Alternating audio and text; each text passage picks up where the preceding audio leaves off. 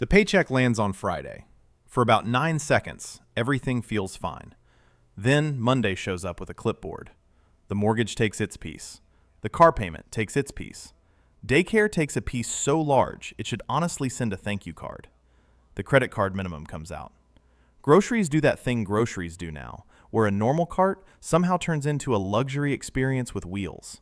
And by Tuesday morning, a household making $133,000 a year is staring at the checking account like somebody made a mistake. Not a poor household. Not a lazy household.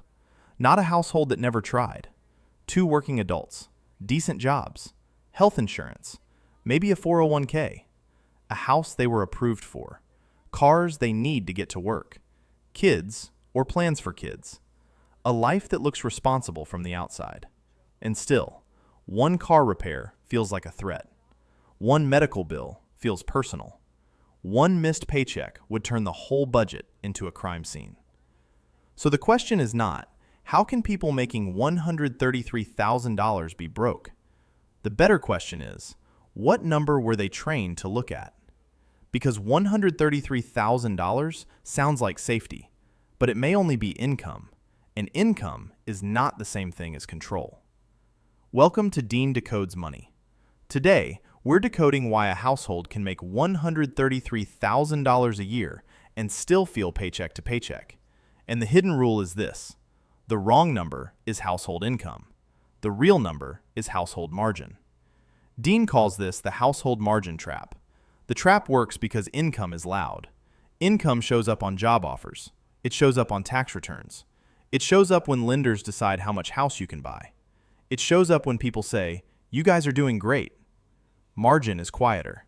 Margin is what remains after the money has already been claimed. And that difference matters more than most people realize. A family making $133,000 is not living on $133,000. They are living on what survives taxes, benefits, housing, transportation, insurance, food, debt payments, childcare, utilities, repairs, and the 1,000 small expenses that do not care how impressive the gross income looked on paper. Let's make this feel real. Imagine Mark and Jenna. Jenna works in marketing and makes $62,000 a year. Mark works in IT and makes $71,000. Together, they make $133,000. That number feels solid. It is the kind of number where people assume you should be saving, investing, taking a decent vacation, and feeling at least somewhat financially grown up. But their month does not feel solid. Their month feels pre-spent. Before anything fun happens, the fixed costs are already lined up. Taxes, health insurance, retirement contributions, mortgage, property taxes, home insurance, car payment, car insurance, gas, utilities, internet, groceries, phone bills, student loans, credit card minimums, daycare, medical copays, and maybe a pet that somehow costs more than expected, because pets never read the budget. And here is where the math gets uncomfortable. Mark and Jenna are not really asking, do we make $133,000? They are asking, after life takes its mandatory bite, how much room do we have left? That leftover room is margin. Margin is the money that can absorb a flat tire without becoming credit card debt. Margin is the money that lets you say no to a bad job, wait out a layoff, repair the roof, help a parent, or survive a surprise without panic. Margin is not luxury. Margin is oxygen. And a lot of middle-class households have income, but they do not have oxygen. That is why paycheck to paycheck can be misleading. People hear that phrase and imagine very low income or reckless spending. Sometimes that is the story. But often, especially in middle-class America, paycheck to paycheck does not mean no money comes in. It means the money that comes in has already been promised away. There is a big difference. A household can have a strong income and weak cash flow. A household can have a nice house and still be fragile. A household can have 2 good jobs and still be one normal surprise away from borrowing money. This is not a moral failure. The point is not to blame the person. The point is to identify the mechanism. The mechanism is the paycheck absorption rule. When income rises, the system around you quietly offers new ways to absorb it. A bigger mortgage because the lender says you qualify. A larger car loan because the monthly payment fits. A better neighborhood because the school ratings look safer. More childcare because both adults are working. More convenient spending because nobody has the energy to cook at 7:48 p.m. after traffic, work, daycare pickup, emails, and the mysterious emotional labor of remembering the dishwasher detergent is almost gone. Nobody sits down and says, "Let's make ourselves fragile." That is what makes the trap so effective. It happens one reasonable decision at a time. The house seems reasonable because the payment fits. The second car seems reasonable because both people need to work. The daycare seems necessary because both people need income. The takeout seems harmless because everyone is exhausted.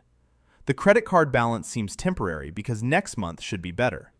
Then 3 years later, the household looks successful from the street and stressed at the kitchen table. And the weirdest part is, they may not even be overspending in the way people imagine. No yacht, no private chef, no gold-plated blender, just normal American life, priced at modern American levels. This is why $133,000 can feel like a strange financial purgatory. It is too much money for the household to feel comfortable admitting they are struggling. But it may not be enough money to comfortably support the fixed cost structure they have built. So they feel embarrassed. They do not want to say anything because someone will always ask, "How can you be struggling on that income?" And that question misses the point. The point is not the income. The point is the margin. A household making $65,000 with low fixed costs, no car payments, cheap rent, and a 6-month emergency fund may have more actual flexibility than a household making $133,000 with a mortgage at the edge of approval, 2 car payments, daycare, credit card debt, and no room for mistakes.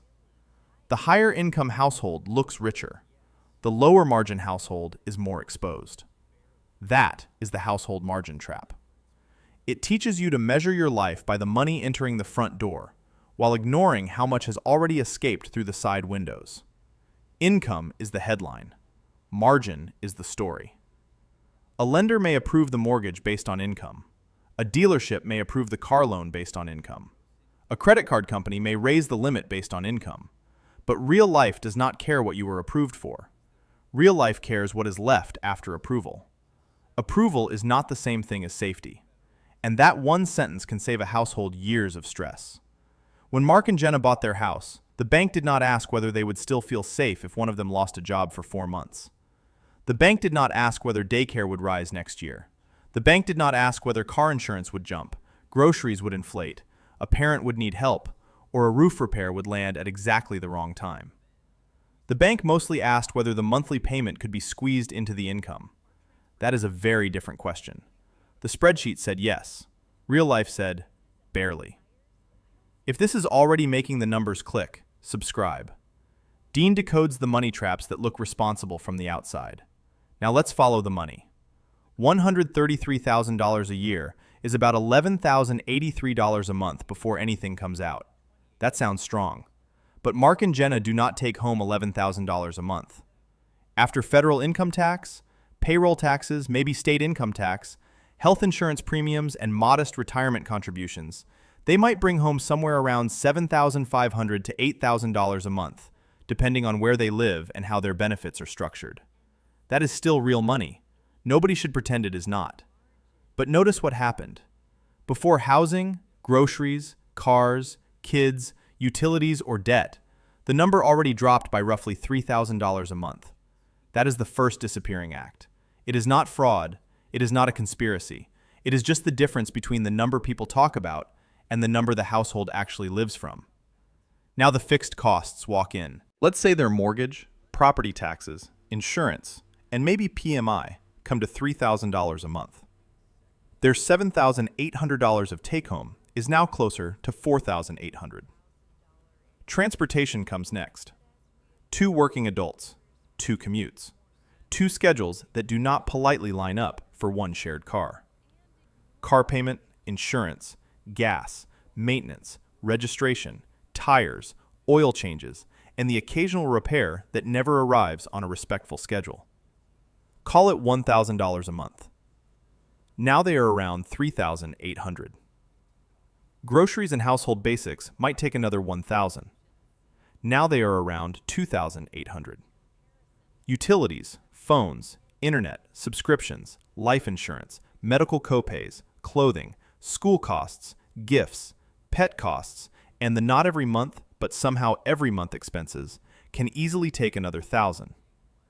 Now they are around $1,800.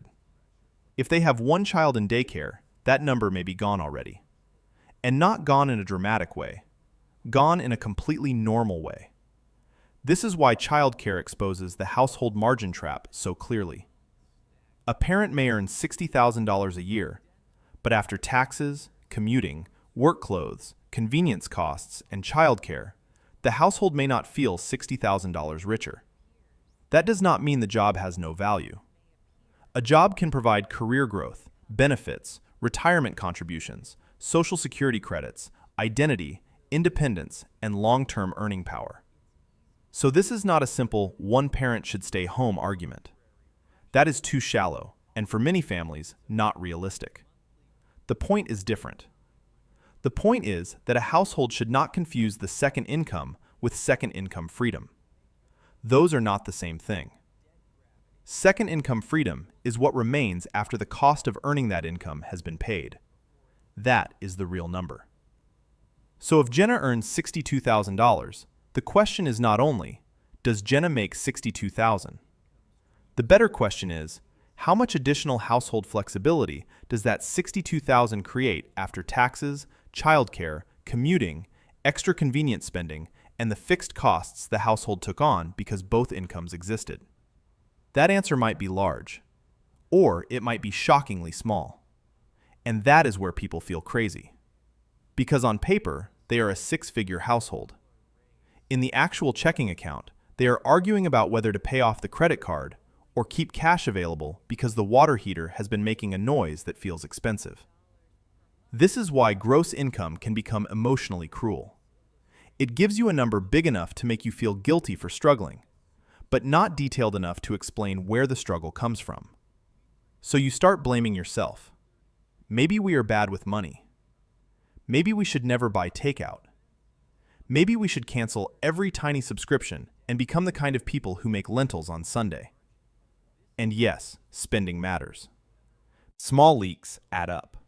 But for many households making $133,000, the biggest issue is not the $12 subscription. It is the $3,000 mortgage, the $700 car payment, the $1,700 daycare bill, the insurance premiums, the debt minimums, the property taxes, the student loans, and the fact that most of these costs do not shrink when life gets hard. That is the difference between flexible spending and fixed pressure. A restaurant meal can be cut. A mortgage cannot be cut next Tuesday. A streaming subscription can be canceled. A car loan does not care that work has been slow. Groceries can be adjusted a little. Daycare, rent, insurance, and debt payments are not impressed by your new budget spreadsheet. This is the second layer of the household margin trap. The danger is not only how much you spend, it is how much of your spending is locked in. A household with high fixed costs has less ability to adapt. And financial stress is often not caused by one big disaster. It is caused by the loss of adaptability.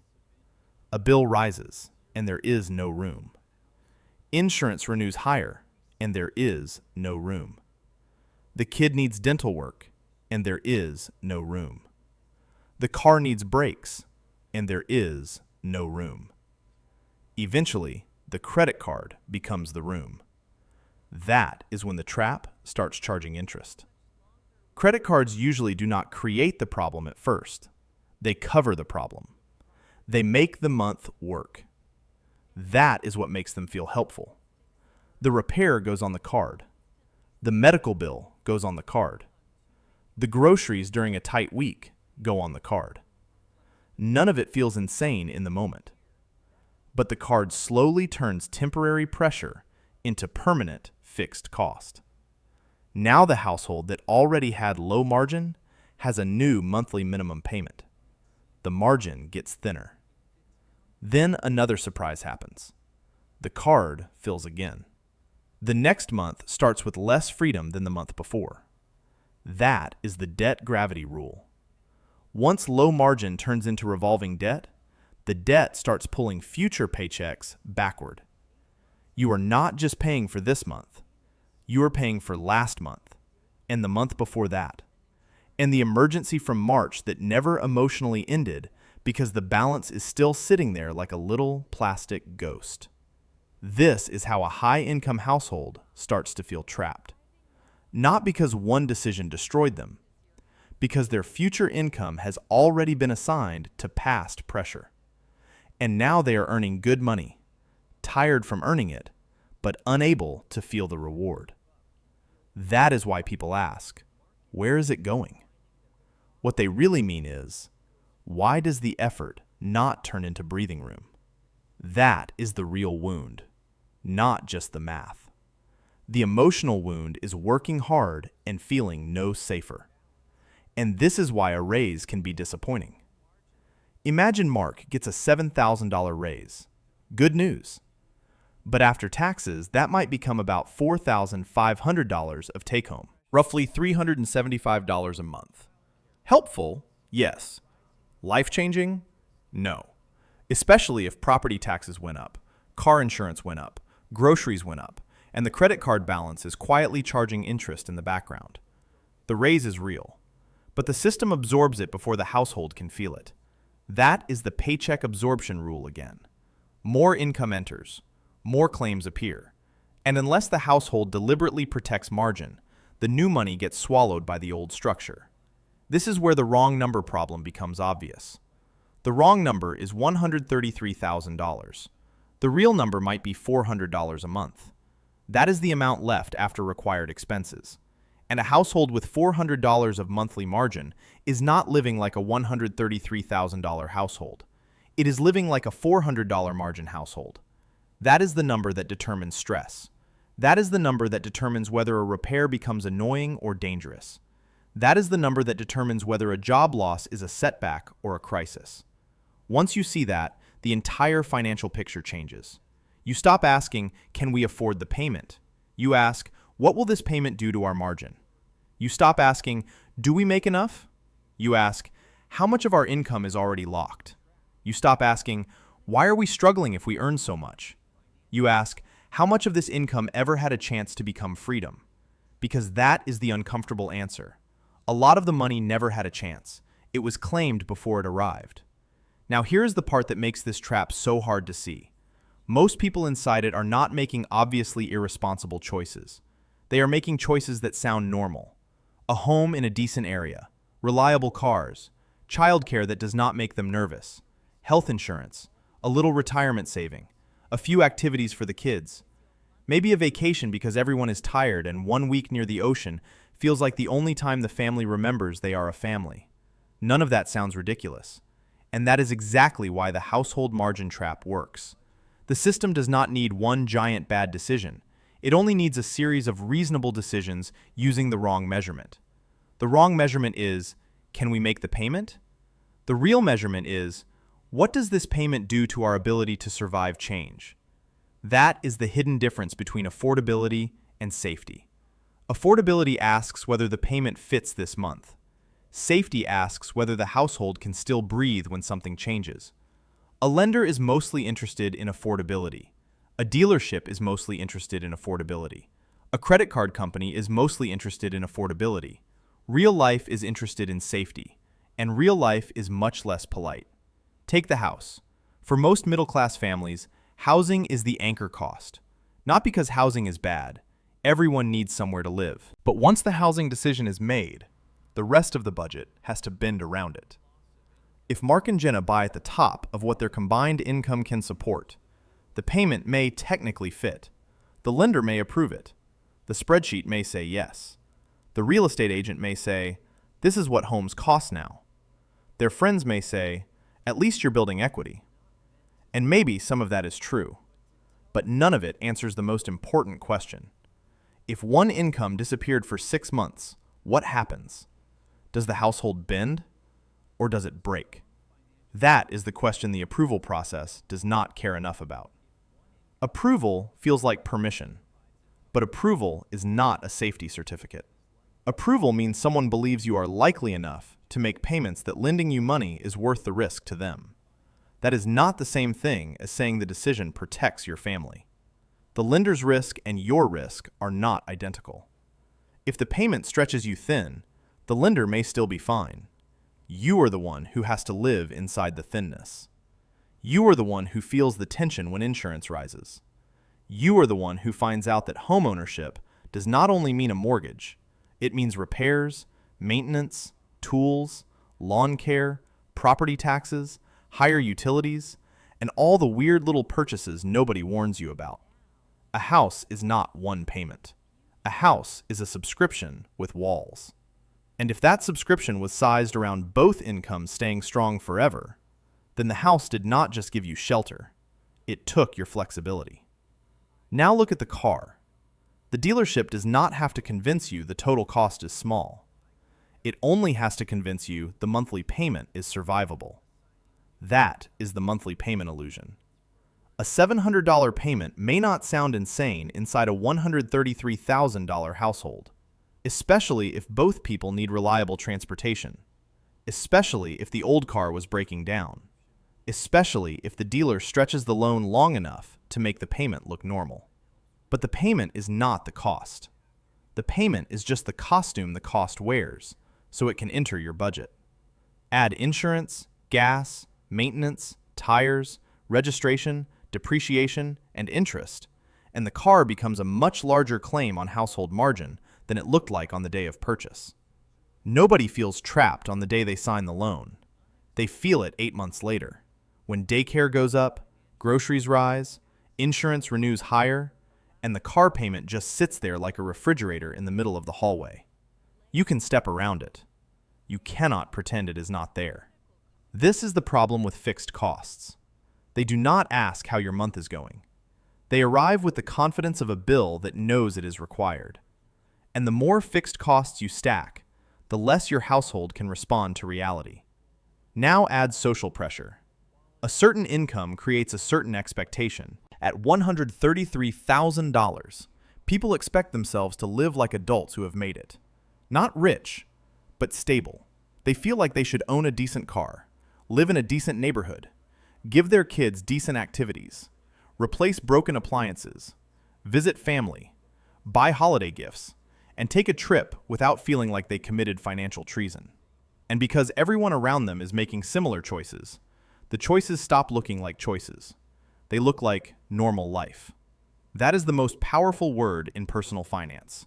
Normal. Normal is dangerous because normal does not mean safe. It is normal to have a car payment, normal to stretch for a house, normal to carry a balance for a while, normal to use the bonus to catch up, normal to feel like the raise disappeared, normal to have no margin.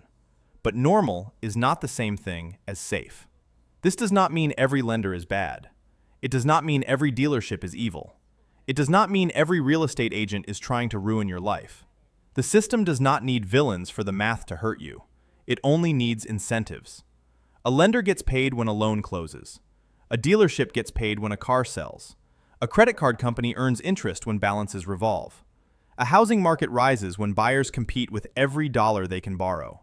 A childcare market charges what desperate working parents have to pay because the alternative is often losing income. None of this requires a secret meeting in a dark room. The incentive is not hidden. It is just rarely advertised. And the household is caught in the middle, trying to make decent choices with a measurement system built around payments, approvals, and gross income. That is why Dean's rule is so simple, but so uncomfortable. If a decision makes your life look better, but removes your ability to adapt, it may not be progress. It may be a prettier cage. So how do you escape a trap that looks like normal life? You do not escape it by pretending income does not matter. Income matters. You do not escape it by acting like every household can cut 3 expenses and suddenly become peaceful. That is fantasy with a budgeting app. And you do not escape it by blaming yourself for every bill that got bigger while you were busy keeping the whole machine running.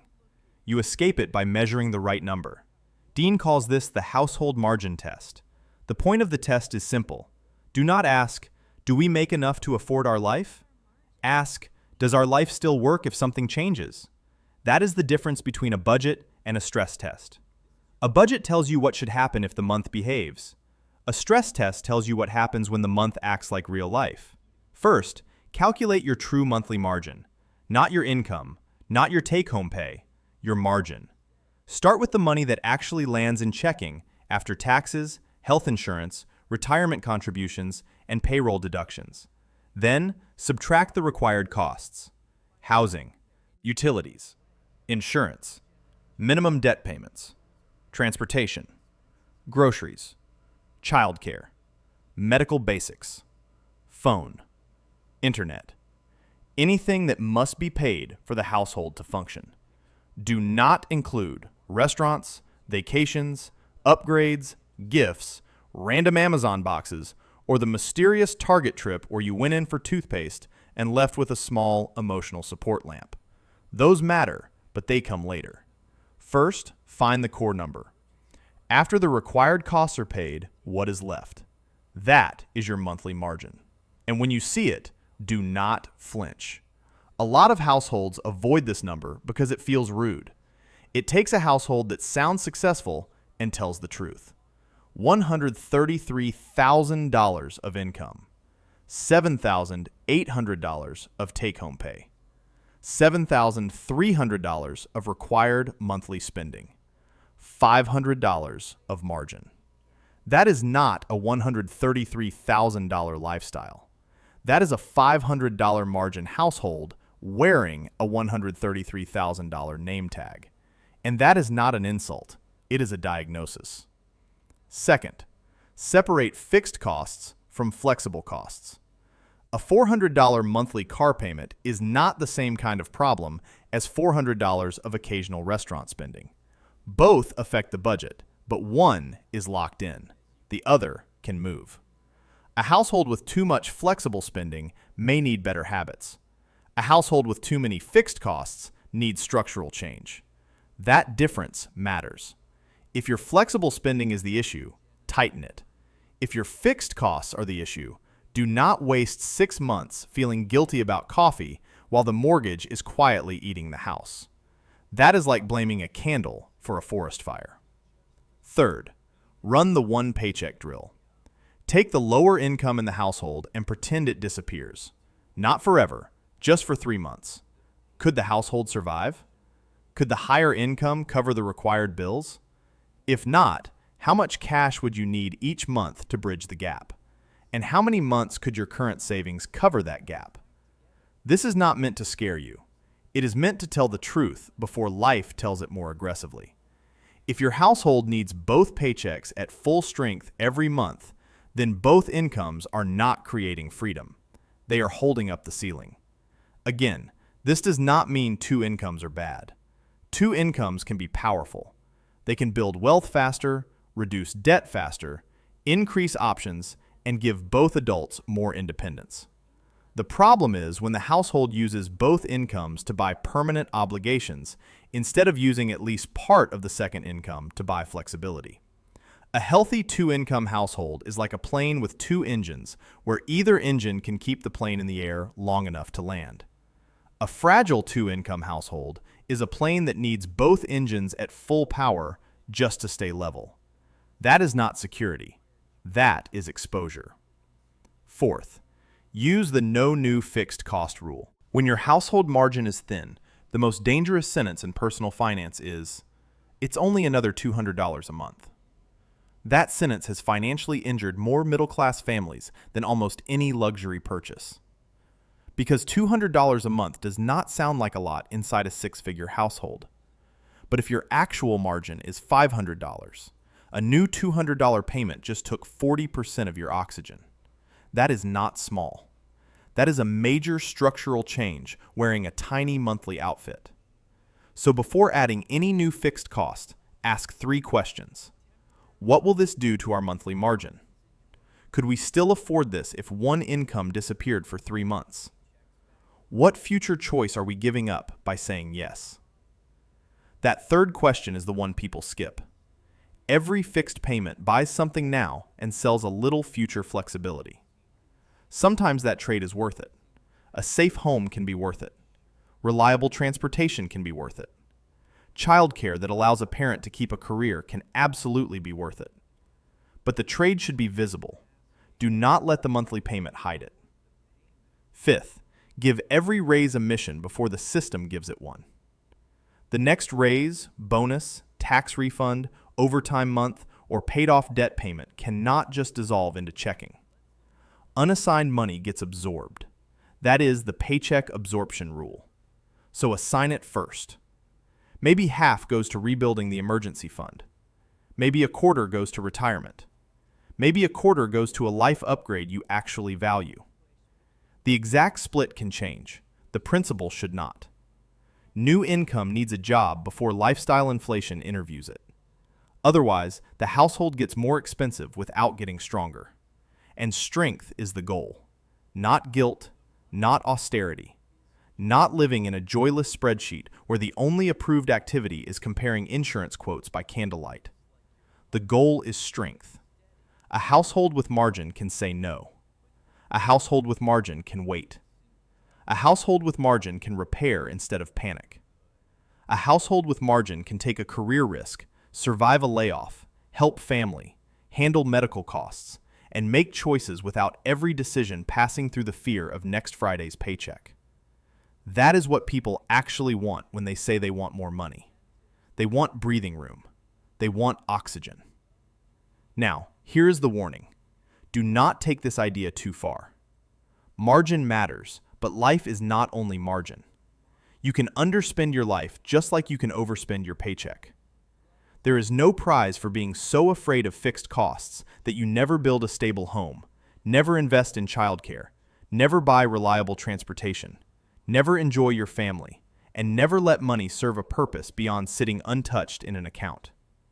Safety is important, but fear is not the same as wisdom. The goal is not to make your life as cheap as possible.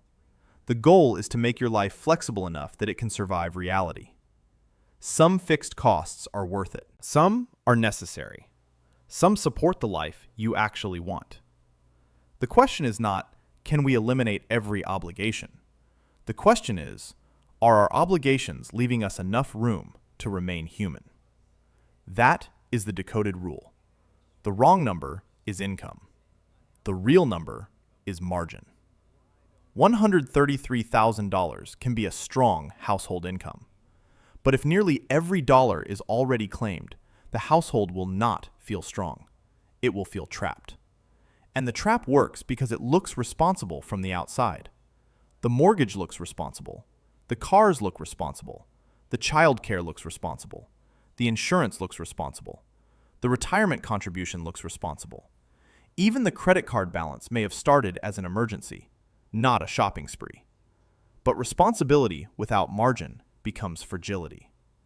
So the next time you look at your income, do not stop there. Ask what is left. Ask what is locked.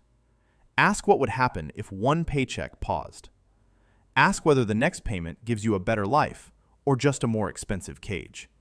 And if the answer is uncomfortable, do not turn it into shame. Turn it into information. You were not stupid. You were looking at the number the system wanted you to look at. Now you know the number that actually matters. Protect the margin. Because income tells you how much money enters the house. Margin tells you how much control stays there.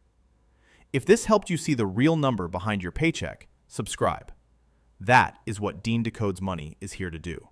Decode the hidden money rules before they quietly cost you.